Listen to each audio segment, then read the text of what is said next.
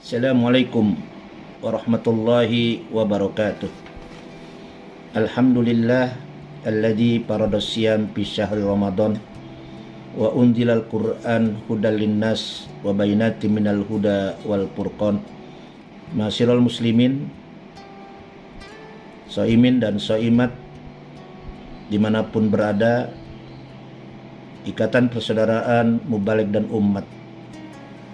Pada kesempatan menjelang kuliah iftar, izinkan Al-Fakir untuk menyampaikan tausiah menjelang iftar dengan tema yaitu sikap muslim dalam menghadapi bulan suci Ramadan.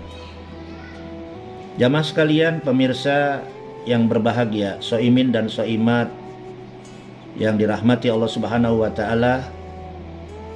Allah Subhanahu wa taala berfirman di dalam surat ke-35 surat Fatir ayat 32.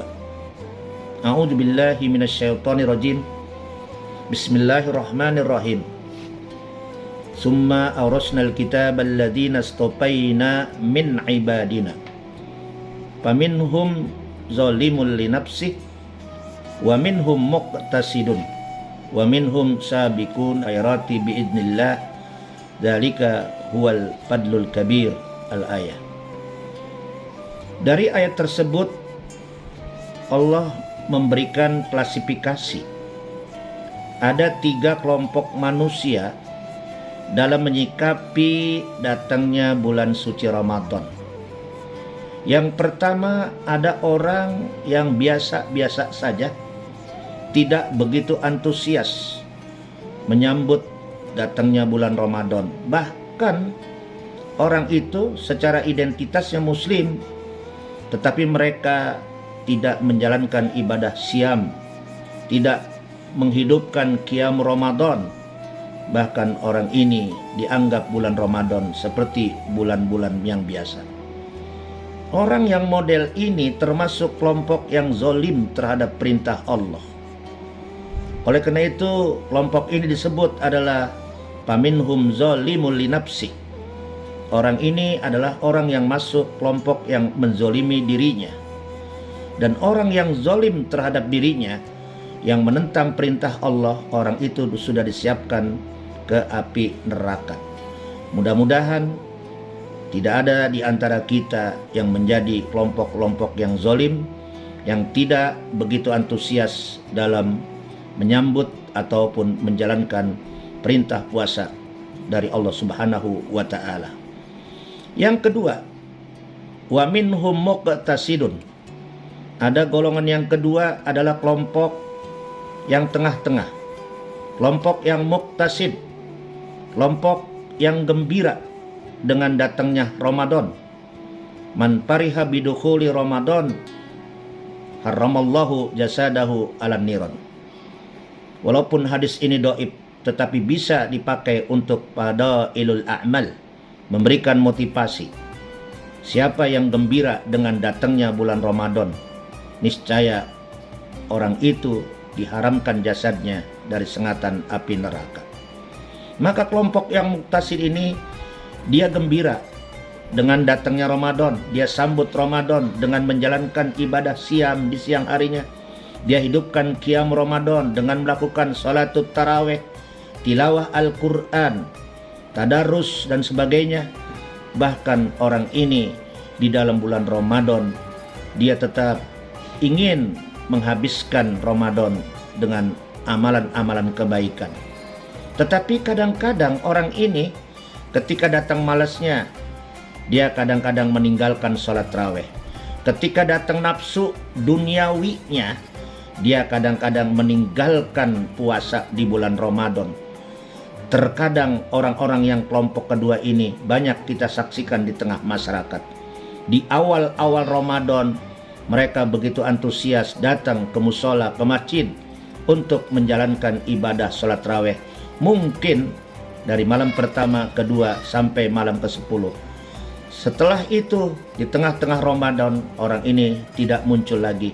Mungkin karena ada beberapa hal ada beberapa faktor yang menyebabkan orang ini malas beribadah. Mungkin karena hubud dunia, mungkin karena hubul sinetron, mungkin karena cinta dengan masalah-masalah yang lainnya yang tidak bermanfaat. Maka ini termasuk kelompok muqtasidun. Mudah-mudahan kita tidak menjadi kelompok yang muqtasid, walaupun orang ini berpuasa namun ibadah puasanya belum fokus dan belum maksimal. Kemudian kata Allah, ada yang ketiga, wa minhum sabiqu khairat bidnillah. Kelompok yang ketiga, dia menyambut perintah Allah di bulan Ramadan begitu sempurnanya, begitu antusiasnya, begitu rajinnya, begitu berprestasinya. Dia tidak mau ketinggalan dalam menjalankan ibadah puasa di siang harinya. Dia tidak mau ketinggalan untuk mengikuti sholatul tarawih. Dia tidak mau ketinggalan untuk bisa menghatamkan Al-Quran. Dan dia tidak mau ketinggalan berlomba-lomba untuk memperbanyak sedekah di bulan Ramadan. Maka orang yang ketiga ini masuk orang-orang yang fastabiquna bil khairat. Ia selalu berlomba-lomba dalam kebaikan. Mudah-mudahan kita menjadi kelompok yang ketiga, sabiquna bil khairat. Mari kita isi momen Ramadan dengan berbagai macam kegiatan-kegiatan yang dapat ridho dari Allah Subhanahu wa taala. Tidak lain jaminannya adalah surga. Nabi kita Muhammad sallallahu alaihi wasallam dari Abi Hurairah radhiyallahu anhu pernah bersabda, "Qad ja'akum Ramadan syahrun ibtaradallahu alaikum siyama." Kata Nabi, telah datang kepada kamu bulan Ramadan, di mana bulan itu telah diwajibkan kepada kamu berpuasa. Tuftahu fihi abwabul jannah wa tuglagu fihi abwabul jahim wa tugallu fihi asyayatin. Di dalam bulan Ramadan pintu-pintu surga dibuka, pintu neraka dikunci, setan-setan dibelenggu pada bulan Ramadan. Fihi lailatun khairum min alfi syahrin. Di dalam bulan Ramadan itu, kata Nabi, ada malam yang disebut alfu syahrin, malam 1000 bulan, yang tidak lain yang udah dikenal oleh masyarakat muslim adalah malam Lailatul Qadar. Malam ini siapa yang berdoa, doanya dikabul oleh Subhanahu wa taala. Malam itu ketika ada orang yang minta hajatnya supaya hajatnya dikabulkan, maka dikabulkan oleh Allah Subhanahu wa taala.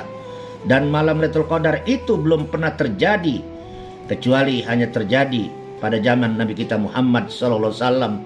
Siapa yang bisa meraihnya seperti mengerjakan ibadah 83 tahun lebih. Jadi kalau kita sudah menghadapi Ramadan 20 tahun, berarti 20 kali 83 tahun. Begitulah ibadah kita. Umur umat Nabi Muhammad boleh pendek, tapi nilai ibadahnya sama seperti umat-umat terdahulu. Mudah-mudahan kita semua termasuk golongan yang sabiquna bil khairat. Hadis tersebut bisyarah li ibadillahi sholihin bi qudumi Ramadan.